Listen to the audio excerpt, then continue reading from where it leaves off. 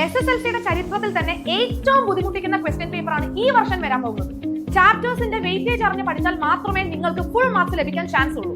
ഓരോ ക്വസ്റ്റ്യനും CBSE level അഥവാ അപ്ലിക്കേഷൻ ലെവൽ ക്വസ്റ്റ്യൻ ആയതുകൊണ്ട് തന്നെ നിങ്ങൾ എങ്ങനെ A+ നേടുക എന്നുള്ളത് ഓരോ ചാപ്റ്ററിലെയും ഈ പറയുന്ന പോയിന്റ്സ് ആണ് ഏറ്റവും weightage. Welcome back to RKNX. ഞാൻ നിങ്ങളുടെ സ്വന്തം ഏസാർ മിസ് ആണ്. അപ്പൊ നമ്മുടെ 10ാം ക്ലാസ്സിന്റെ ക്ലാസ്സുകൾ സ്റ്റാർട്ട് ചെയ്തിട്ട് ആകെ കുറച്ച് ദിവസമേ ആയിട്ടുള്ളൂ.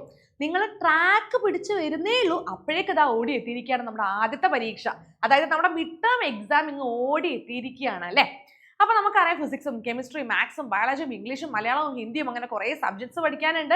ഓരോ സബ്ജക്റ്റിലും എന്തായാലും നമുക്ക് 2, 3, 4 ചാപ്റ്റേഴ്സ് വീതം ഈ ഒരു പരീക്ഷയ്ക്ക് വേണ്ടിയിട്ട് പഠിക്കേണ്ടതായിട്ടുണ്ട്. നമ്മുടെ മുന്നിലാണെങ്കിലോ ആകെ കുറച്ച് ദിവസങ്ങൾ മാത്രമേ ഉള്ളൂ, ഏകദേശം 1 മാസമേ ഉള്ളൂ അല്ലെ. ഓഗസ്റ്റ് 20 അല്ലെങ്കിൽ പകുതിക്ക് ശേഷം തന്നെ എന്താണ് നമ്മുടെ പരീക്ഷ തുടങ്ങാൻ പോവാണ്. അപ്പൊ ആ ഒരു എക്സാമിലേക്ക് നമുക്ക് എന്തായാലും ഈ പറയുന്ന ചാപ്റ്റേഴ്സ് ഒക്കെ നല്ല വൃത്തിയായിട്ട് പഠിക്കേണ്ടതായിട്ടുണ്ട്. കാരണം നമുക്കറിയാലോ നമ്മുടെ ജീവിതത്തിലെ ഏറ്റവും വലിയ വഴിത്തിരിവാണ് 10ാം ക്ലാസ് എന്നാണ് നാട്ടുകാരും വീട്ടുകാരും ടീച്ചേഴ്സും ഞാനും നിങ്ങളോട് പറയുന്നത്. അപ്പൊ ഈ ഒരു വർഷം നമുക്ക് എന്തായാലും നന്നായിട്ട് പഠിക്കണം. ഈ വരുന്ന ആദ്യത്തെ പരീക്ഷയുടെ ഒരു പ്രത്യേകത എന്താണെന്നറിയോ? 10ാം ക്ലാസ്സിൽ എത്തിയതിനു ശേഷം നിങ്ങൾ ആദ്യമായിട്ട് നേരിടാൻ പോകുന്ന എക്സാം ആണ്. നിങ്ങളെ തന്നെ വിലയിരുത്താൻ പോകുന്ന ഒരു പരീക്ഷയാണ്. അത് മാത്രമല്ല നമ്മുടെ ഫൈനൽ എക്സാമിലേക്കുള്ള ഒരു പ്രാക്ടീസ് കൂടിയാണ് നമ്മുടെ ഈ ഒരു first exam, mid term exam അല്ലേ. അതായത് ഓൾറെഡി നമുക്കറിയാം ടെക്സ്റ്റ് ബുക്ക് മാറിയിട്ടുണ്ട്, പുതിയ ടെക്സ്റ്റ് ബുക്കാണ്, പുതിയ സിലബസ് ആണ് അല്ലെ. അത് മാത്രമല്ല അതായത് കഴിഞ്ഞ വർഷത്തെ 2 ചാപ്റ്റേഴ്സ് ക്ലബ് ചെയ്തിട്ട് ഈ വർഷം അധിക ചാപ്റ്റേഴ്സ് നമ്മളെടുത്ത് നോക്കിയാൽ ഒരൊറ്റ ചാപ്റ്റർ ആക്കി അവർ മാറ്റിയിട്ടുണ്ട്. ചാപ്റ്റേഴ്സിന്റെ വലുപ്പം കൂടിയിട്ടുണ്ട് അല്ലെ. അപ്പൊ അതിനനുസരിച്ച് വെയിറ്റേജിൽ മാറ്റമൊക്കെ ഉണ്ടാവും. അപ്പൊ നമ്മൾ കൂടുതൽ സമയം ചെലവഴിച്ച് വേണം ഓരോ ചാപ്റ്റർ നമ്മൾ പഠിച്ചെടുക്കാൻ. അപ്പൊ എങ്ങനെ നമുക്ക് ഈസി ആയിട്ട് നമ്മുടെ ആദ്യത്തെ എക്സാം, മിഡ് ടേം എക്സാം പഠിക്കാൻ പറ്റും? കാരണം ഈ മിഡ് ടേം എക്സാമിലൂടെയാണ് നിങ്ങൾ എന്ത് മനസ്സിലാക്കാൻ പോകുന്നത്? ക്വസ്റ്റ്യൻ പേപ്പറിൽ വരുന്ന മാറ്റം, ക്വസ്റ്റ്യൻസിന്റെ പാറ്റേണിൽ വന്നിരിക്കുന്ന മാറ്റമൊക്കെ നിങ്ങൾ മനസ്സിലാക്കാൻ പോകുന്നത് ഈ ഒരു എക്സാമോട് കൂടിയാണ് അല്ലെ. ഈ ഒരു എക്സാം തന്നെ നമുക്ക് അടിപൊളിയായിട്ട് എഴുതാൻ സാധിച്ചിട്ടുണ്ടെങ്കിലോ, നമുക്ക് ഫുൾ മാർക്ക് വാങ്ങാൻ സാധിച്ചിട്ടുണ്ടെങ്കിലോ നമ്മുടെ ടീച്ചേഴ്സിനൊക്കെ നമ്മുടെ വലിയ കാര്യമായിരിക്കും അല്ലേ. കാരണം അവർ നമ്മളെ വിലയിരുത്താൻ പോവാണ് ഈ ഒരു പരീക്ഷയോട് കൂടി. നമുക്ക് നമ്മളെ വിലയിരുത്താനും പറ്റും അല്ലേ. നമ്മൾ എങ്ങനെ പഠിക്കണം, എത്രത്തോളം പഠിക്കണം, നമ്മൾ ഇപ്പോൾ പഠിക്കുന്ന രീതി മാറ്റണമോ എന്നുള്ള കാര്യങ്ങളെല്ലാം നമ്മൾ മനസ്സിലാക്കാൻ പോകുന്നത് ഈ ഒരു എക്സാമോട് കൂടിയാണ് അല്ലേ. അപ്പൊ ഈ മിഡ് ടേം എക്സാം എളുപ്പത്തിൽ എങ്ങനെ പഠിച്ചെടുക്കാൻ പറ്റും? അതായത് ഈസി ആയിട്ട് ഈ മിഡ് ടേം എക്സാം നമുക്ക് എങ്ങനെ പഠിച്ചെടുക്കാനായിട്ട് പറ്റും? അപ്പൊ നമ്മുടെ മുന്നിൽ ആകെ കുറച്ച് ദിവസങ്ങളല്ലേ ഉള്ളൂ അല്ലെ. ആ കുറച്ച് ദിവസങ്ങൾക്കുള്ളിൽ നമ്മൾ ഇത് എങ്ങനെ പഠിക്കണം? വെയിറ്റേജ് അറിഞ്ഞ് പഠിക്കണം അല്ലെ. ചാപ്റ്റേഴ്സ് മാത്രം അറിഞ്ഞാൽ പോരാ. ചാപ്റ്റേഴ്സ് അറിയാം, അതുകൊണ്ട് നമ്മൾ തിയറി ഈസി ആയിട്ട് പഠിച്ചു പോകും. പക്ഷെ അത് മാത്രം പോരാ, നമ്മൾ വെയിറ്റേജ് അറിഞ്ഞ് പഠിക്കണം. വെയിറ്റേജ് അറിഞ്ഞ് പഠിക്കുകയാണെങ്കിൽ നമുക്ക് എക്സാം ഈസി ആയിട്ട് ക്രാക്ക് ചെയ്യാൻ പറ്റും. ഓരോ ചാപ്റ്ററിൽ നിന്നും ഏകദേശം എത്ര മാർക്കിനായിരിക്കും ചോദ്യങ്ങൾ ചോദിക്കാൻ പോകുന്നത്? അപ്പൊ നമുക്ക് ഒരു കൂടുതൽ ചോദ്യങ്ങൾ ചോദിക്കാവുന്ന ചാപ്റ്ററിന് കൂടുതൽ സമയം ചെലവഴിച്ച് നമുക്ക് പഠിക്കാൻ പറ്റും. നമ്മുടെ ടൈം ടേബിൾ നമുക്ക് അതിനനുസരിച്ച് സെറ്റ് ചെയ്യാം അല്ലെ. അപ്പൊ നമ്മുടെ ബയോളജിയിൽ ഈ വരുന്ന മിഡ് ടേം എക്സാമിന് നമുക്ക് 2 ചാപ്റ്റേഴ്സാ പഠിക്കാനുള്ളത്. ഏതൊക്കെയാ? ജെനറ്റിക്സ് ഓഫ് ലൈഫ്, ജീവന്റെ ജനിതകം. അതായത് കഴിഞ്ഞ വർഷത്തെ 6ാമത്തെ പാഠമായിരുന്നു ഈ ഒരു ജെനറ്റിക്സ് ഓഫ് ലൈഫ്, ജീവന്റെ ജനിതകം. വലിയ ചാപ്റ്റർ. അത് ഇത്തവണ ഫസ്റ്റ് ചാപ്റ്റർ ആയിട്ട് കൊടുത്തിട്ടുണ്ട് അല്ലെ. കുറെ കാര്യങ്ങൾ അതിൽ നമുക്ക് പഠിക്കാനുണ്ട്. പിന്നെ നമുക്ക് പഠിക്കാനുള്ളത് പാർട്സ് ഓഫ് എവല്യൂഷൻ ആണ് അല്ലെ. അതായത് പരിണാമത്തിന്റെ വഴികൾ എന്ന് പറയുന്ന ചാപ്റ്റർ. നിങ്ങൾ വിചാരിക്കും എവല്യൂഷൻ ആണ്, പരിണാമമാണ്. കഴിഞ്ഞ വർഷത്തെ ലാസ്റ്റ് ചാപ്റ്റർ, 8ാമത്തെ ചാപ്റ്റർ ആയിരുന്നു ഇത്. അപ്പൊ ആ ഒരു ചാപ്റ്റർ മാത്രമാണോ ഇതിലുള്ളത്? ശരിക്കും അവര് സിമ്പിൾ ആയിട്ട് പാർട്സ് ഓഫ് എവല്യൂഷൻ, അതായത് പരിണാമത്തിന്റെ വഴികൾ എന്നൊക്കെ പറഞ്ഞിട്ട് ഒരു ചാപ്റ്റർ ആയിട്ട് കൊടുത്തിട്ടുള്ളതെങ്കിൽ കൂടി ഇതിൽ നമുക്ക് എവല്യൂഷൻ പഠിക്കാനുണ്ടടാ. എന്താണ് എവല്യൂഷൻ? പരിണാമം പഠിക്കാനുണ്ട്. അതിന്റെ കൂടെ തന്നെ കഴിഞ്ഞ വർഷത്തെ ഫസ്റ്റ് ചാപ്റ്റർ, അതായത് നമ്മുടെ നാഡീവ്യവസ്ഥ അല്ലെ, അതായത് നമ്മുടെ നെർവസ് സിസ്റ്റവും പഠിക്കാനുണ്ട്. കഴിഞ്ഞ വർഷത്തെ 2 ചാപ്റ്റർ ക്ലബ് ചെയ്ത് ഒരൊറ്റ ചാപ്റ്റർ ആക്കിയിട്ടാണ് ഈ 2ാമത്തെ പാഠം വന്നിരിക്കുന്നത് അല്ലെ. എവല്യൂഷനും ഉണ്ട്, അതിന്റെ കൂടെ നമ്മുടെ നാഡീവ്യവസ്ഥ, അതായത് നമ്മുടെ നെർവസ് സിസ്റ്റവും നമുക്ക് പഠിക്കാനുണ്ട്. വലിയ ചാപ്റ്റർ ആണ്. ഏറ്റവും കൂടുതൽ വെയിറ്റേജ് ഉള്ള ചാപ്റ്റർ ആണ് പാർട്സ് ഓഫ് എവല്യൂഷൻ, 2ാമത്തെ പാഠം അല്ലെ. പരിണാമത്തിന്റെ വഴികൾ, കൂടുതൽ മാർക്കിന് ചോദ്യങ്ങൾ ചോദിക്കാവുന്ന, കൂടുതൽ ചോദ്യങ്ങൾ വരാൻ പോകുന്ന ചാപ്റ്റർ ആണ് ഈ പാർട്സ് ഓഫ് എവല്യൂഷൻ എന്ന് പറയുന്നത്. എന്ന് വെച്ചിട്ട് 1ാമത്തെ ചാപ്റ്റർ ഒട്ടും പിന്നിലല്ല കേട്ടോ. ഏകദേശം ചെറിയൊരു വെയിറ്റേജിന്റെ വ്യത്യാസമാണ് നമുക്ക് കാണാൻ സാധിക്കുന്നത്. അത് എങ്ങനെയെന്ന് വെച്ചാൽ നിങ്ങൾക്ക് അറിയാലോ, നമ്മുടെ സൈറ്റിൽ അല്ലെ, നമ്മുടെ SCERTയുടെ സൈറ്റിൽ ഒരു മോഡൽ ക്വസ്റ്റ്യൻ പേപ്പർ അവർ കൊടുത്തിട്ടുണ്ട്. ഈ മോഡൽ ക്വസ്റ്റ്യൻ പേപ്പറിലെ നോക്കുകയാണെങ്കിൽ ക്വസ്റ്റ്യൻസിന്റെ പാറ്റേണിലൊക്കെ നല്ല മാറ്റം വന്നതായിട്ട് നമുക്ക് മനസ്സിലാക്കാൻ പറ്റും. നമ്മൾ ഓൾറെഡി ഒരു വീഡിയോ നമ്മുടെ ചാനലിൽ ചെയ്തിട്ടുണ്ട്. ആ വീഡിയോ ഒന്ന് നിങ്ങൾ എല്ലാവരും എടുത്ത് കാണുക. അതിൽ നമ്മൾ ക്ലിയർ ആയിട്ട് ക്വസ്റ്റ്യൻ പേപ്പറിൽ വന്ന മാറ്റം, ക്വസ്റ്റ്യൻസിന്റെ പാറ്റേണിലൊക്കെ വന്നിരിക്കുന്ന മാറ്റം നമ്മൾ ക്ലിയർ ആയിട്ട് വ്യക്തമായിട്ട് പറയുന്നുണ്ട് കേട്ടോ. ആ വീഡിയോ നിങ്ങളൊന്ന് ഇരുന്ന് കാണാം. മിസ് എന്നാലും റഫായിട്ടൊന്ന് പറഞ്ഞു തരാം. അതായത് 1 മാർക്കിന്റെ ചോദ്യങ്ങളെല്ലാം മൾട്ടിപ്പിൾ ചോയ്സ് ക്വസ്റ്റ്യൻസ് ആക്കി മാറ്റിയിട്ടുണ്ട്. അത് സിമ്പിൾ അല്ല, ഒരു കോമ്പറ്റീറ്റീവ് എക്സാമിന്റെ പാറ്റേൺ ആണ് അവരിവിടെ കൊണ്ടുവന്നിരിക്കുന്നത്. ഒരു മാച്ച് ദ ഫോളോയിങ് തന്നാൽ മാച്ച് ചെയ്താൽ മാത്രം പോരാ, അതിന്റെ കൂടെ നിങ്ങൾ തന്നിരിക്കുന്ന ഓപ്ഷൻസിൽ കൃത്യമായ ഓപ്ഷൻ തിരഞ്ഞെടുത്ത് എഴുതണം. അതേപോലെ തന്നെ പ്രസ്താവന കാരണം പോലെയുള്ള ചോദ്യങ്ങൾ, സ്റ്റേറ്റ്മെന്റ് റീസൺസ് പോലെയുള്ള ചോദ്യങ്ങൾ കൂടുതലായിട്ട് വന്നിട്ടുണ്ട്. ഓക്കെ, സ്റ്റേറ്റ്മെന്റ് ആൻഡ് റീസൺസ് അങ്ങനെയുള്ള ചോദ്യങ്ങൾ കൂടുതൽ വന്നിട്ടുണ്ടെങ്കിൽ അതൊന്ന് കുഴപ്പിക്കും അല്ലെ. CBSE ലെവൽ ക്വസ്റ്റ്യൻ ആണ്, അപ്ലിക്കേഷൻ ലെവൽ ക്വസ്റ്റ്യൻ ആണ്, കുറച്ച് തലമുണ്ടാക്കേണ്ടി വരും. അതിനോടൊപ്പം തന്നെ ഇപ്പൊ കഴിഞ്ഞ വർഷമൊക്കെ നിങ്ങൾ നോക്കിയാൽ 10 ചോദ്യങ്ങൾ തന്നിട്ടുണ്ട്, അതിൽ 8 എണ്ണം തെരഞ്ഞെടുത്ത് എഴുതിയാൽ മതി, 2 എണ്ണം നമുക്ക് ഒഴിവാക്കാം. അപ്പൊ നമ്മൾ പഠിക്കാത്ത ചാപ്റ്ററിലത്തെ 2 ക്വസ്റ്റ്യൻസ് നമുക്ക് ഈസി ആയിട്ട് ഒഴിവാക്കാം. പഠിച്ച ചാപ്റ്ററിലെ ക്വസ്റ്റ്യൻസ് അറ്റൻഡ് ചെയ്താൽ മതി. പക്ഷെ ഇത്തവണ അങ്ങനെ ആയിരിക്കില്ല വരുന്നത് അല്ലെ. തന്നിരിക്കുന്ന എല്ലാ ചോദ്യങ്ങളും നമ്മൾ അറ്റൻഡ് ചെയ്യണം. ചോയ്സ് ക്വസ്റ്റ്യൻസ് ഇല്ല, തന്നിരിക്കുന്ന എല്ലാ ചോദ്യങ്ങളും നമ്മൾ അറ്റൻഡ് ചെയ്യണം. അതിൽ അവർ എന്ത് ചെയ്തിട്ടുണ്ട്, 1, 2, 3 ചോദ്യങ്ങളിൽ ചോയ്സ് തന്നിട്ടുണ്ട്. ആ ചോയ്സ് തന്നെ വന്നിരിക്കുന്നത് ഒരേ ചാപ്റ്ററിലാണ്. ഇപ്പൊ 7ാമത്തെ ചോദ്യം, ആ 7ാമത്തെ ചോദ്യം വന്നിരിക്കുന്നത് 2ാമത്തെ ചാപ്റ്ററിൽ നിന്നാണ്. പക്ഷെ അതിന് അവര് ഓർ ക്വസ്റ്റ്യൻ കൊടുത്തിട്ടുണ്ട്, ചോയ്സ് ക്വസ്റ്റ്യൻ കൊടുത്തിട്ടുണ്ട്. അത് രണ്ടും 2ാമത്തെ ചാപ്റ്ററിനായിരിക്കും. അതായത് 2 ചോയ്സ് ക്വസ്റ്റ്യൻ വന്നിരിക്കുന്നത് എന്താണ്, ഒരേ ചാപ്റ്ററിൽ നിന്നാണ്. അതുകൊണ്ട് തന്നെ നമുക്ക് ഒരു ചാപ്റ്ററോ ആ ചാപ്റ്ററിലെ ഒരു ടോപ്പിക്കോ ഒന്നും ഒഴിവാക്കാൻ പറ്റില്ല. എല്ലാം നമ്മൾ പഠിക്കണം അല്ലെ, എല്ലാം പഠിച്ചിരിക്കണം. അപ്പൊ ഇങ്ങനെയുള്ള കുറച്ച് ബുദ്ധിമുട്ടുകളെല്ലാം നമുക്ക് ഇത്തവണ വരും. അതാണ് പാറ്റേണിൽ മാറ്റം വന്നു എന്ന് പറയുന്നത്. അത് നമുക്ക് ക്ലിയർ ആയിട്ട് ഈ മോഡൽ ക്വസ്റ്റ്യൻ പേപ്പറിൽ നിന്ന് നമുക്ക് മനസ്സിലായിട്ടുണ്ട്. ഈ മോഡൽ ക്വസ്റ്റ്യൻ പേപ്പർ ഒക്കെ മിസ് ചെയ്തു തരും. നമുക്ക് കുറച്ച് സമയം ഉണ്ടല്ലോ അല്ലെ, അതിൻ്റെ ഉള്ളിൽ മിസ് എന്തായാലും മോഡൽ ക്വസ്റ്റ്യൻ പേപ്പറും അതിന്റെ കൂടാതെയുള്ള കുറേ ക്വസ്റ്റ്യൻസ് ഒക്കെ നമ്മൾ ചെയ്യാൻ പോവാണ്. അപ്പൊ നമുക്ക് വെയിറ്റേജ് നോക്കാം. അതായത് ജെനറ്റിക്സ് ഓഫ് ലൈഫ്, ജീവന്റെ ജനിതകം എന്ന് പറയുന്ന ചാപ്റ്ററിൽ നിന്ന് ഏകദേശം 18 മുതൽ 20 മാർക്കിന് വരെ ചോദ്യങ്ങൾ ചോദിക്കാൻ ചാൻസ് ഉണ്ട്. 18 മുതൽ 20 മാർക്കിന് വരെ ആ ഒരു ചാപ്റ്ററിൽ നിന്ന് ചോദ്യങ്ങൾ വരും. ഇനി അതല്ല എങ്കിൽ നമ്മുടെ 2ാമത്തെ ചാപ്റ്റർ ഉണ്ടല്ലോ, പാർട്സ് ഓഫ് എവല്യൂഷൻ, ഈ ഒരു ചാപ്റ്ററിൽ നിന്ന് 18 മുതൽ 24 മാർക്കിന് വരെ ചോദ്യങ്ങൾ ചോദിക്കാനുള്ള ചാൻസ് ഉണ്ട്. അപ്പൊ മൊത്തത്തിൽ നിങ്ങൾക്ക് അറിയാലോ 40 മാർക്കിനാണ് നമ്മുടെ ബയോളജി ക്വസ്റ്റ്യൻ പേപ്പർ വരാൻ പോകുന്നത്. 40 മാർക്കിന് അല്ലെ. അതില് 18ന്റെയും 20ന്റെയും ഇടയിലായിരിക്കും എന്ത് വരുന്നത്, നമ്മുടെ ജെനറ്റിക്സ് ഓഫ് ലൈഫ്, ജീവന്റെ ജനിതകം എന്ന് പറയുന്ന ചാപ്റ്ററിൽ നിന്ന് ചോദ്യങ്ങൾ വരുന്നത്. അതുപോലെ പാർട്സ് ഓഫ് എവല്യൂഷൻ, പരിണാമത്തിന്റെ വഴികൾ, ഈ ഒരു ചാപ്റ്ററിൽ നിന്ന് നമുക്ക് ഏകദേശം 18ന്റെയും 24ന്റെയും ഇടയിലായിരിക്കും ചോദ്യങ്ങൾ ചോദിക്കാൻ പോകുന്നത് കേട്ടോ. അത് മിസ് പറഞ്ഞു, ചെറിയൊരു വ്യത്യാസമേ ഉള്ളൂ. പക്ഷെ എങ്കിൽ കൂടി കൂടുതൽ വെയിറ്റേജ് വന്നിരിക്കുന്നത് ഏത് ചാപ്റ്ററിൽ തന്നെയായിരിക്കും, പാർട്സ് ഓഫ് എവല്യൂഷൻ, 2ാമത്തെ പാഠം അല്ലെ, പരിണാമത്തിന്റെ വഴികൾ തന്നെ ആയിരിക്കും. നമ്മൾ അത് കുറച്ചധികം തന്നെ പഠിക്കേണ്ട ആവശ്യമുണ്ട് കേട്ടോ. അപ്പൊ ഇതാണ് നമ്മുടെ വെയിറ്റേജ്. അപ്പൊ എന്നാലും മക്കൾക്ക് ഇങ്ങനെ ഒരു സംശയം ഉണ്ടായോ, മിസ്സേ ചാപ്റ്റർ ഇങ്ങനെ എന്താ വാരി വലിച്ചു കിടക്കുകയാണല്ലോ, അപ്പൊ ഇതിൽ ഏതൊക്കെ ടോപ്പിക്കുകളാണ് നമ്മൾ കവർ ചെയ്യേണ്ടത്? അപ്പൊ മിസ് ഓൾറെഡി പറഞ്ഞു, നമുക്ക് ടോപ്പിക്കുകൾ ഒന്നും ഒഴിവാക്കാൻ പറ്റില്ല. കാരണം എന്താ, നമുക്ക് ചോയ്സ് ക്വസ്റ്റ്യൻസ് ഒന്നും ഇല്ല. പിന്നെയോ ആകെ 2 ചാപ്റ്ററേ ഉള്ളൂ. ആ 2 ചാപ്റ്ററിനാണ് 40 മാർക്കിന് ചോദ്യങ്ങൾ ചോദിക്കാൻ പോകുന്നത് അല്ലെ. 2 ചാപ്റ്ററിന് 40 മാർക്ക് അവർ കവർ ചെയ്യാൻ പോവാണ് അല്ലെ. അപ്പൊ അതുകൊണ്ട് തന്നെ നമുക്ക് അത്രയ്ക്ക് അങ്ങോട്ട് പോയിന്റ്സോ ടോപ്പിക്സോ ഒന്നും ഒഴിവാക്കാൻ പറ്റില്ല. പക്ഷെ എങ്കിലും ഇമ്പോർട്ടന്റ് ആയിട്ട് നിങ്ങൾ കവർ ചെയ്യേണ്ട പോയിന്റ്സ്, ടോപ്പിക്സ് ഏതൊക്കെയാണെന്ന് മിസ് ക്ലിയർ ആയിട്ട് പറഞ്ഞു തരാം. അപ്പൊ നമ്മുടെ ഫസ്റ്റത്തെ ചാപ്റ്റർ ജെനറ്റിക്സ് ഓഫ് ലൈഫ്, ജീവന്റെ ജനിതകം അല്ലെ. ഈ ഒരു ചാപ്റ്ററിൽ നിങ്ങൾ എന്തായാലും പഠിക്കേണ്ട ടോപ്പിക്കുകളാണ്. ഒന്ന് സ്ട്രക്ചർ ഓഫ് DNA. അപ്പൊ മലയാളം മീഡിയംകാർ മിസ് പറയുന്നതൊന്ന് നോട്ട് ചെയ്യാം കേട്ടോ. അതായത് DNA ഘടന വളരെ ഇമ്പോർട്ടന്റ് ആണ്. അതെന്തായാലും നമ്മുടെ എക്സാമിന് ചോദിക്കും. ആൻഡ് ഫോർമേഷൻ ഓഫ് ക്രോമസോം, ഒരു ക്രോമസോം എങ്ങനെയാണ് രൂപപ്പെട്ടിരിക്കുന്നത് അല്ലെ, ക്രോമസോമിന്റെ ഘടന, ക്രോമസോമിന്റെ സ്ട്രക്ചർ, അത് ശരിക്കും +2 ലെവൽ ടോപ്പിക്കാ. അതിപ്പോ 10ാം ക്ലാസ്സിലെ ടെക്സ്റ്റ് ബുക്കിൽ അവർ ഇൻക്ലൂഡ് ചെയ്തിട്ടുണ്ട്. അപ്പൊ അത് വളരെ ഇമ്പോർട്ടൻസ് അല്ലേ. ഇപ്പൊ ഫോർമേഷൻ ഓഫ് ക്രോമസോം അഥവാ ക്രോമസോം എങ്ങനെ രൂപപ്പെടുന്നു, ക്രോമസോമിന്റെ ഘടന, സ്ട്രക്ചർ, അത് നിങ്ങൾ എന്തായാലും പഠിച്ചിരിക്കണം. ഹ്യൂമൻ ക്രോമസോംസ് അല്ലെ, 2 മാർക്കിനൊക്കെ ചോദ്യം അല്ലെങ്കിൽ 1 മാർക്കിനൊക്കെ ചോദ്യം ചോദിക്കാൻ ചാൻസ് ഉള്ള ഭാഗമാണ് ഹ്യൂമൻ ക്രോമസോംസ്. നമുക്കറിയാലോ 2 തരത്തിലുള്ള ക്രോമസോം ഉണ്ട് അല്ലെ. സൊമാറ്റിക് ക്രോമസോം ഉണ്ട്, സ്വരൂപ ക്രോമസോമുകൾ ഉണ്ട്, അതുപോലെ തന്നെ എന്തുണ്ട്, സെക്സ് ക്രോമസോംസ്, ലിംഗനിർണ്ണയ ക്രോമസോമുകൾ ഉണ്ട്. അതിന്റെ എണ്ണം പഠിക്കണം. സ്ത്രീയിലും പുരുഷനിലും അതെങ്ങനെ വ്യത്യസ്തപ്പെട്ടിരിക്കുന്നു എന്ന് പഠിക്കണം. ഈ കാര്യങ്ങളൊക്കെയാണ് നമ്മൾ ഹ്യൂമൻ ക്രോമസോംസിൽ പഠിക്കാനുള്ളത്. അതും വളരെ ഇമ്പോർട്ടന്റ് ആണ്. പിന്നെ DNA RNA തമ്മിലുള്ള വ്യത്യാസം എന്താന്ന് ചോദിക്കും. അത് എപ്പോഴും ഒരു 1-2 മാർക്കിന് ചോദിച്ചു കാണാനുള്ള ചോദ്യമാണ് നമ്മുടെ DNA RNA തമ്മിലുള്ള വ്യത്യാസം.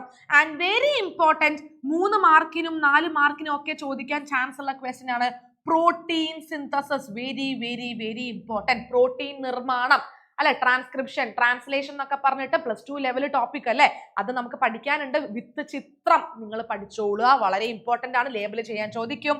പിന്നെ നമ്മൾ വരികയാണെങ്കിൽ മെന്റലിന്റെ പരീക്ഷണങ്ങൾ നമുക്ക് പഠിക്കാനുണ്ട്. അതിൽ തന്നെ നമുക്ക് മോണോ ഹൈബ്രിഡ് ക്രോസ് അല്ലെ, മോണോ ഹൈബ്രിഡ് ക്രോസും ഡൈ ഹൈബ്രിഡ് ക്രോസും പഠിക്കാനുണ്ട്. അപ്പൊ അത് രണ്ടും നിങ്ങൾ എന്ത് ചെയ്യുക, ക്രോസ് ചെയ്യാൻ പഠിക്കുക. അതിലൂടെ മെന്റൽ കൊണ്ടുവന്നിരിക്കുന്ന പോസ്റ്റുലേറ്റ്സ് എന്തൊക്കെയാണ്, നിഗമനങ്ങൾ എന്തൊക്കെയാണെന്നുള്ളതൊക്കെ നിങ്ങൾ എന്ത് ചെയ്യുക, പഠിക്കുക. അപ്പൊ മെന്റലിന്റെ പരീക്ഷണങ്ങൾ ഇമ്പോർട്ടന്റ് ആണ് കേട്ടോ. ഇനി +2കാരുടെ ടെക്സ്റ്റ് ബുക്കിൽ ഉണ്ടായിരുന്ന ഒരു ടോപ്പിക് ആണ് നോൺ മെന്റേലിയൻ ഇൻഹെറിറ്റൻസ് അല്ലെ. അതിൽ 4 തരം നോൺ മെന്റേലിയൻ ഇൻഹെറിറ്റൻസ് നമുക്ക് പഠിക്കാനുണ്ട്, വളരെ ഇമ്പോർട്ടന്റ് ആണ് അല്ലെ. കോഡോമിനൻസ്, ഇൻകംപ്ലീറ്റ് ഡോമിനൻസ്, പോളിജീനിക് ഇൻഹെറിറ്റൻസ് എന്നൊക്കെ പറഞ്ഞിട്ടുള്ള ആ നോൺ മെന്റേലിയൻ ഇൻഹെറിറ്റൻസ് വളരെ വളരെ ഇമ്പോർട്ടന്റ് ആണ്. അത് എന്തായാലും നിങ്ങൾ പഠിക്കണം.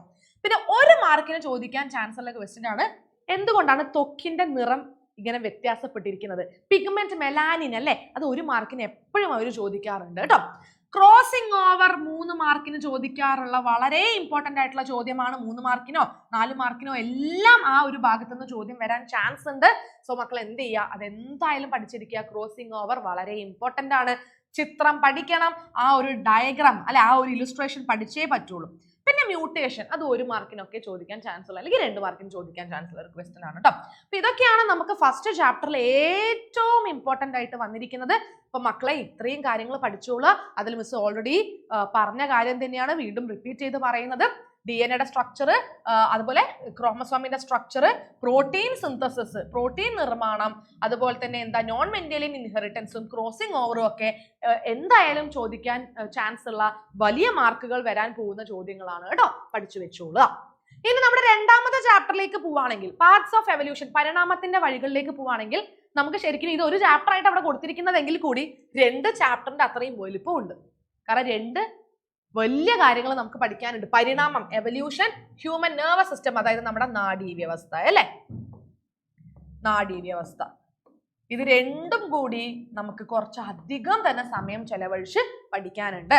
അപ്പൊ എവല്യൂഷൻ, പരിണാമത്തിൽ എന്തൊക്കെയാ പഠിക്കേണ്ടത്, ലമാർക്കിസം പഠിക്കണം അല്ലെ. ലമാർക്കിന്റെ ആ ഒരു തിയറി നമുക്ക് പഠിക്കാനുണ്ട്, theory of inheritance of acquired characters. ജീവിതത്തിൽ നമ്മൾ എന്തൊക്കെ കൈവരിക്കുന്ന സ്വഭാവങ്ങളുണ്ടോ അത് എന്താണ് അടുത്ത തലമുറയിലേക്ക് പോകുന്നൊക്കെയാണ് ലമാർക്ക് പറഞ്ഞതല്ലേ. ജിറാഫിന്റെ കഴുത്ത് നീളം വെക്കുന്നു, അങ്ങനത്തെ കുറച്ച് എക്സാമ്പിൾസ് ഒക്കെ കൊടുത്തിട്ടുണ്ട്. ഇപ്പൊ ലമാർക്കിസം വളരെ ഇമ്പോർട്ടന്റ് ആണ്, പഠിച്ചു വെച്ചോളൂ. ഡാർവിനിസം, അത് 2, 3, 4 മാർക്കിന് ചോദിക്കാൻ ചാൻസ് ഉള്ള ടോപ്പിക് ആണ്. ഡാർവിന്റെ തിയറി അല്ലെ, അതായത് നമ്മുടെ എന്താണ് തിയറി ഓഫ് നാച്ചുറൽ സെലക്ഷൻ അല്ലെ, പ്രകൃതി നിർദ്ധാരണ സിദ്ധാന്തം വളരെ ഇമ്പോർട്ടന്റ് ആണ്. 3 മാർക്കിനൊക്കെ എന്തായാലും ആ ഭാഗത്തുനിന്ന് ചോദ്യം വരും.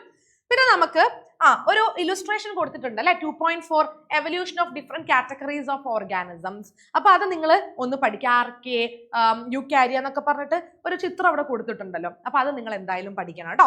പിന്നെ evidences of evolution, very important. 4 മാർക്കിനും 3 മാർക്കിനും എന്തായാലും ചോദ്യങ്ങൾ ചോദിക്കാവുന്ന ടോപ്പിക് ആണ് എവിഡൻസസ് ഓഫ് എവല്യൂഷൻ. അതിൽ തന്നെ മോളിക്യുലാർ ബയോളജി പഠിക്കാനുണ്ട്, comparative morphology and anatomy, fossil പഠനം പഠിക്കാനുണ്ട്. അതായത് നമ്മുടെ പരിണാമത്തിന്റെ തെളിവുകളാണ്. അത് എല്ലാ കൊല്ലവും ആ ഒരു ടോപ്പിക്കിന് 3 മാർക്കിനൊക്കെ ചോദ്യം വരാറുണ്ട്. അപ്പൊ അത് പഠിച്ചു വെച്ചോളുക. പിന്നെ നമുക്ക് 2.8 ഒരു ചിത്രം കൊടുത്തിട്ടുണ്ട് അല്ലെ, ചിത്രീകരണം കൊടുത്തിട്ടുണ്ട്, ഹ്യൂമൻ എവല്യൂഷണറി ട്രീ. ഓക്കെ, അതായത് സർക്കോപിത്തക്കോയിഡെ, ആന്ത്രോപോയിഡയിൽ നിന്ന് വന്നിരിക്കുന്ന അങ്ങനെ കുറച്ച് കാര്യങ്ങളൊക്കെ അവിടെ ആ ഒരു ബ്രാഞ്ച് കൊടുത്തിട്ടുണ്ട് അല്ലെ. കൊരങ്ങൻ, ഒറാങ്കുട്ടൻ, ഗൊറില്ല എന്നൊക്കെ പറഞ്ഞിട്ട് ഒരു ചിത്രം കൊടുത്തിട്ടില്ലേ. അപ്പൊ അത് നിങ്ങൾക്ക് എന്തായാലും എത്തിയിട്ടുണ്ടാവില്ല ചിലപ്പോൾ സ്കൂളിൽ. അപ്പൊ നമ്മൾ പഠിപ്പിക്കും, അതുപോലെ സ്കൂളിൽ നിന്നും എന്തായാലും ടീച്ചേഴ്സ് പഠിപ്പിക്കും. അപ്പൊ നിങ്ങൾക്ക് അത് മനസ്സിലാവും കേട്ടോ. അപ്പൊ അത് എന്ത് ചെയ്യുക, കൃത്യമായിട്ട് പഠിച്ച് വെച്ചോളുക കേട്ടോ. Okay, yes. ആൻഡ് മക്കളെ, നമുക്ക് ഹ്യൂമൻ എവല്യൂഷൻ പഠിക്കാനുണ്ട്. ഹ്യൂമൻ എവല്യൂഷൻ അതായത് നമ്മുടെ മനുഷ്യന്റെ evolution, homo habilis, homo erectus അല്ലെ, ഹോമോസാപ്പിയൻസ് എന്നൊക്കെ പറഞ്ഞിട്ട് നമ്മുടെ എന്താ പറയുക പൂർവികന്മാരെ കുറിച്ച് നമുക്ക് പഠിക്കാനുണ്ട്. അപ്പൊ അതും നമ്മൾ എന്തായാലും നോക്കി വെക്കണം. അതെന്താണ്, വളരെ ഇമ്പോർട്ടന്റ് ആണ്. ഓക്കെ അല്ലേ? യെസ്. ഇനി നമ്മൾ ഹ്യൂമൻ നെർവസ് സിസ്റ്റം. അപ്പൊ നാഡീവ്യവസ്ഥ അഥവാ ഹ്യൂമൻ നെർവസ് സിസ്റ്റത്തില് നമുക്ക് എന്തൊക്കെയാ പഠിക്കാനുള്ളത്? നമ്മുടെ ന്യൂറോണിന്റെ സ്ട്രക്ചർ പഠിക്കാനുണ്ട് അല്ലെ. ന്യൂറോണിന്റെ ഘടന വളരെ ഇമ്പോർട്ടന്റ് ആണടാ. അതായത് 3 മാർക്കിനൊക്കെ എന്തായാലും ചോദിക്കാൻ ചാൻസ് ഉള്ള ഒരു ക്വസ്റ്റ്യൻ ആണ്. അല്ലെങ്കിൽ 1, 2 മാർക്കിന് എന്തായാലും നിങ്ങൾ പ്രതീക്ഷിച്ചു, ഈ ഒരു ചോദ്യം നിങ്ങൾ പ്രതീക്ഷിച്ചോ, വളരെ ഇമ്പോർട്ടന്റ് ആണ്. ഇതിൽ തന്നെ ന്യൂറോണിന്റെ ഓരോ പാർട്സ്, ഭാഗങ്ങളും അതിന്റെ ഫങ്ഷൻസ്, ധർമ്മവും നിങ്ങൾ പഠിക്കണം. വരയ്ക്കാനും ലേബൽ ചെയ്യാനും ഭാഗങ്ങളും ധർമ്മവും ഇത്രയും നിങ്ങൾ ന്യൂറോണിന്റെ സ്ട്രക്ചറിൽ പഠിക്കണം. പിന്നെ നമ്മുടെ മൈലിൻ ഷീത്ത് ചിത്രം കൊടുത്തിട്ടുണ്ടല്ലോ ടെക്സ്റ്റ് ബുക്കിൽ, ആ ചിത്രം വെച്ചിട്ട് നിങ്ങളോട് ഐഡന്റിഫൈ ചെയ്യാൻ പറയും. ആൻഡ് ഓൾസോ മൈലിൻ ഷീത്തിന്റെ ഫംഗ്ഷൻസ് ധർമ്മങ്ങൾ എഴുതാനായിട്ട് പറയൂ കേട്ടോ. അപ്പൊ അത് വളരെ ഇമ്പോർട്ടന്റ് ആയിട്ടുള്ള ടോപ്പിക്കാണ്.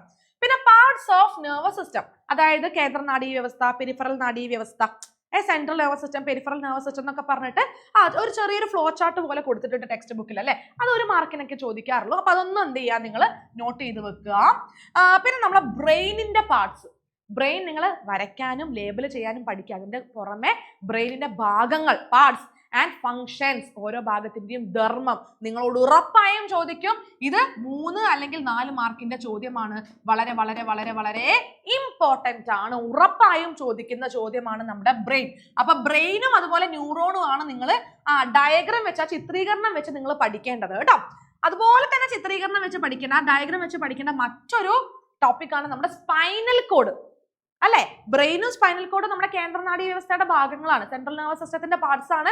അപ്പൊ ഇത് രണ്ടും വളരെ ഇമ്പോർട്ടന്റ്. അപ്പൊ സ്പൈനൽ കോഡ് പഠിക്കുമ്പോൾ നിങ്ങൾ ആ സ്ട്രക്ചർ ഡീറ്റെയിൽ ആയിട്ട് പഠിക്കണം കേട്ടോ. അപ്പൊ ഇതും എന്തായാലും 2 or 3 മാർക്കിന് ചോദിക്കാൻ ചാൻസ് ഉള്ള ക്വസ്റ്റ്യൻ ആണ്, വളരെ ഇമ്പോർട്ടന്റ് ആണ്. പിന്നെ നിങ്ങൾ ഇതിൽ പഠിക്കേണ്ടത്, അതായത് ഇമ്പൾസിന്റെ ട്രാൻസ്മിഷൻ നിങ്ങൾ എന്തായാലും പഠിക്കണം അല്ലെ. പോസിറ്റീവ് ചാർജ്, നെഗറ്റീവ് ചാർജ് എന്നൊക്കെ പറഞ്ഞിട്ട് ഒരു ചിത്രം കൊടുത്തിട്ടുണ്ടല്ലോ ടെക്സ്റ്റ് ബുക്കിൽ അല്ലെ. എങ്ങനെയാണ് ആവേഗങ്ങൾ ഇങ്ങനെ ന്യൂറോണിലൂടെ ഇങ്ങനെ എന്ത് ചെയ്യുന്നത്, ട്രാൻസ്മിറ്റ് ചെയ്യുന്നത് അല്ലെ. അത് നിങ്ങൾ എന്തായാലും പഠിക്കണം. സിനാപ്സ് പഠിക്കണതാ, കാരണം സിനാപ്സ് എപ്പോഴും 2 or 3 മാർക്കിന് ചോദിക്കുന്ന ചോദ്യമാണ്. അപ്പൊ സിനാപ്സിന്റെ ചിത്രം കൊടുത്തിട്ടുണ്ട് ടെക്സ്റ്റ് ബുക്കിൽ അല്ലെ. ആ ഒരു ഡയഗ്രാം, ആ ഇലുസ്ട്രേഷൻ വെച്ചിട്ട് തന്നെ നിങ്ങൾ പഠിക്കണം. അത് വളരെ ഇമ്പോർട്ടന്റ് ആണ്. ഓക്കെ, ഇനി നമുക്ക് 1 or 2 മാർക്കിന് ചോദിക്കാൻ ചാൻസ് ഉള്ള ഒരു ഭാഗമാണ് nerves. Okay, different types of nerves എന്താണ്. പിന്നെ നമ്മൾ autonomous nervous system, autonomous nervous സിസ്റ്റത്തിൽ തന്നെ സിമ്പത്തറ്റിക് ആൻഡ് പാരാസിമ്പത്തറ്റിക് സിസ്റ്റം പഠിക്കാനുണ്ട്. അതായത് ഒരു അടിയന്തര സാഹചര്യം ഉണ്ടാവുന്ന സമയത്ത്, എമർജൻസി സിറ്റുവേഷൻ ഉണ്ടാവുന്ന സമയത്ത്, ഒരു പട്ടി കടിക്കാൻ വരിക, ആന കുത്താൻ വരിക, അപ്പൊ അങ്ങനെയുള്ള സമയത്ത് നമ്മുടെ ശരീരത്തിൽ ഉണ്ടാവുന്ന മാറ്റങ്ങൾ, ഈ മാറ്റങ്ങൾ ഉണ്ടാക്കുന്ന സിസ്റ്റം വ്യവസ്ഥയാണ് നമ്മുടെ ഓട്ടോണോമസ് നെർവസ് സിസ്റ്റം അല്ലെ, സ്വതന്ത്ര നാഡീ വ്യവസ്ഥ അല്ലെ. അതിന്റെ ഭാഗമായ സിമ്പത്തറ്റിക് ആൻഡ് പാരാസിമ്പത്തറ്റിക് സിസ്റ്റം നമ്മുടെ ശരീരത്തിലെ ഓരോ അവയവങ്ങളിലും എന്തൊക്കെ മാറ്റങ്ങളാണ് അത്തരം സാഹചര്യങ്ങളിൽ ഉണ്ടാക്കുന്നത് എന്ന് ക്ലിയർ ആയിട്ട് ടെക്സ്റ്റ് ബുക്കിൽ കൊടുത്തിട്ടുണ്ട്. ആ ഒരു ചിത്രം ഉൾപ്പെട്ടിട്ട് വേണം നിങ്ങൾ എന്ത് ചെയ്യാൻ, ആ ഒരു ഭാഗം പഠിക്കാനായിട്ട് കേട്ടോ. പിന്നെ അവസാനത്തെ ഒരു കുഞ്ഞു ടോപ്പിക്കാണ് റിഫ്ലെക്സ് ആക്ഷനും റിഫ്ലെക്സ് ആർക്കും. ചിലപ്പോൾ ഒരു ഫ്ലോ ചാർട്ട് ഒക്കെ നിങ്ങളോട് 1 മാർക്കിനോ 2 മാർക്കിനോ ഒക്കെ 1 or 2 മാർക്കിനോ ചോദിച്ചേക്കാം. അപ്പൊ അതും ഒന്ന് പഠിച്ചു വെച്ചോളൂ കേട്ടോ. അപ്പൊ ഇതും ഇമ്പോർട്ടന്റ് ആണ്. ഓട്ടോണോമസ് നെർവസ് സിസ്റ്റം അല്ലെങ്കിൽ സ്വതന്ത്ര നാഡീ വ്യവസ്ഥയും വളരെ ഇമ്പോർട്ടന്റ് ആണ്. അപ്പൊ ഇതാണ് നമുക്ക് എന്താണ് നമ്മുടെ 2ാമത്തെ ചാപ്റ്ററിൽ പഠിക്കാനുള്ള ടോപ്പിക്കുകൾ, പോയിന്റ്സ്. ഇത് കാണുമ്പോൾ തന്നെ നിങ്ങൾക്ക് മനസ്സിലായല്ലോ, കുറച്ച് അധികം തന്നെ ഉണ്ട് അല്ലെ. കുറച്ച് സമയം കൂടുതൽ ചെലവഴിച്ച് പഠിക്കേണ്ട ഒരു ചാപ്റ്റർ ഈ 2ാമത്തെ ചാപ്റ്ററാണ്, കാരണം അത്ര വലുപ്പമുണ്ട്.